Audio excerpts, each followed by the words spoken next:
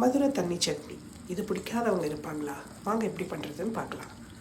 நான் ஒரு 8 to 10 காஞ்ச மிளகா எடுத்திருக்கேன். ஒரு 5 பச்சை மிளகா, ஒரு 8 பல் பூண்டு. இது எல்லாத்தையும் எண்ணெயில் போட்டுட்டு நல்லா வதக்கிக்கோங்க.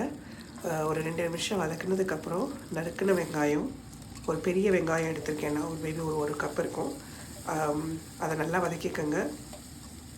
அதுக்கப்புறம் தேங்காய், நீங்கள் துருவின ஃப்ரெஷ் தேங்காய் எடுத்துக்கலாம். பட் எங்களுக்கு இங்கே ஃப்ரெஷ் தேங்காய் கிடைக்காது, அவ்வளோ நல்லாவாக இருக்காது. ஸோ நாங்கள் ஃப்ரோசனில் துருவின தேங்காய் எடுத்திருக்கோம். அது போக பொட்டுக்கடலை, நீங்கள் இதை ஒரு 1/4 கப் 1/2 கப் போட்டுக்கலாம், உங்கள் விருப்பத்துக்கு ஏற்ற மாதிரி. அதுக்கப்புறம் அங்கே நான் வதக்கி வச்சுருந்த வெங்காயம் கொஞ்சம் சூடு ஆற வச்சுட்டு அரைங்க. உப்பு போட்டுக்கோங்க. இப்போ உப்பு போட்டால் கரெக்டாக இருக்கும். அதுக்கப்புறம் இதை லைட்டாக தண்ணி விட்டு அரைச்சிக்கோங்க. இப்போவே நிறைய தண்ணி சட்னி தானேன்னு சொல்லிவிட்டு நிறைய தண்ணி விட்டுட்டிங்கன்னா மிக்சியில் பட்டாருன்னு ஓப்பன் ஆயிரும். அதனால் கொஞ்சமாக தண்ணி விட்டு அரைச்சிக்கோங்க. அதுக்கப்புறம் ஒரு கடாயில் தாளிக்கிறதுக்கு கடுகு, உளுத்தம்பருப்பு, கருவேப்பிலை, காஞ்ச மிளகா விருப்பத்துக்கு ஏற்ற மாதிரி போட்டுக்கோங்க காரத்துக்கு. அது போக பெருங்காயம். இப்போ அரைச்சி வச்சுருந்த சட்னி அதில் போட்டுட்டு நல்லா கலந்து விட்டுருங்க. கலந்து விட்டதுக்கப்புறம் விருப்பத்துக்கு ஏற்ற மாதிரி அதில் தண்ணி விட்டுக்கோங்க. ஏன்னா இது தண்ணி சட்னி கொஞ்சம் லிக்விடாக தான் இருக்கணும்.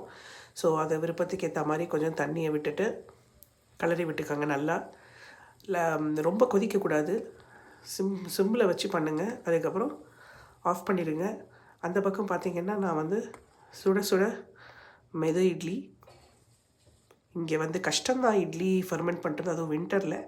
பட் நீங்கள் அதுக்குன்னு சில டெக்னிக்ஸ் இருக்குது. அதை நான் இன்னொரு வீடியோவில் காட்டுறேன். எங்கள் வீட்டில் இன்றைக்கி dinner idli, Madurai chutney. Please subscribe to my channel.